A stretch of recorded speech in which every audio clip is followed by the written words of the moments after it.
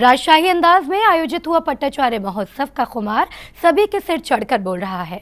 2 मई को महोत्सव के समापन के मौके पर सुमति धाम के अंतर्गत हजारों की भीड़ का उत्साह देखने लायक रहा। आरती के समय पूरा प्रांगण झूम उठा। सच कहें तो इस दिन भी समापन नहीं बल्कि महोत्सव का आगाज लग रहा था।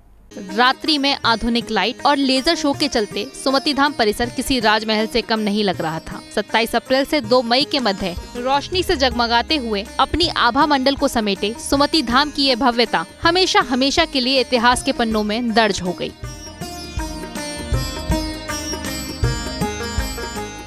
श्रमण परंपरा के इस महाकुंभ में डुबकी लगाने के लिए आचार्य, उपाध्याय, मुनि, आर्यिका ही नहीं बल्कि विश्व भर से दिगंबर अनुयायियों का मेला कहें तो कोई अतिशयोक्ति नहीं। सुबह से रात्रि तक अलग अलग कार्यक्रमों का सिलसिला चलता रहा।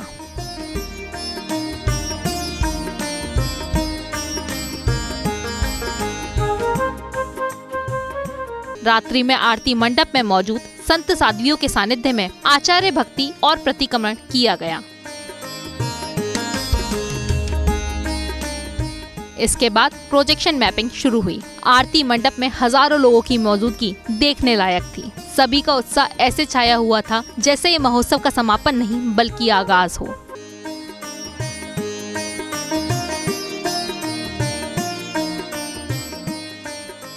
आधुनिक लेजर शो के चलते सुमति धाम गुरु भक्त परिवार श्री मनीष गोधा जी और श्रीमती सपना गोधा जी ने अपने परिवार के साथ 2 मई को भी उसी उत्साह और उमंग के साथ आरती की। उनके उत्साह को देख लग ही नहीं रहा था यह अवसर महोत्सव का समापन ही है।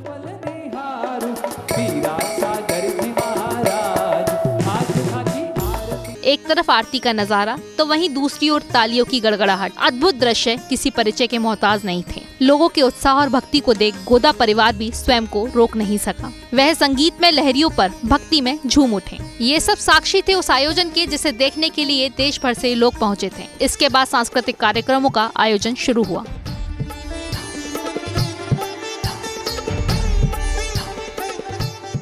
सांस्कृतिक कार्यक्रमों की श्रृंखला में नाटिका का मंचन किया गया। पूज्य गणाचार्य श्री विराग सागर जी गुरुदेव की जीवन गाथा पर आधारित नाटिका की जीवन प्रस्तुति दी गई।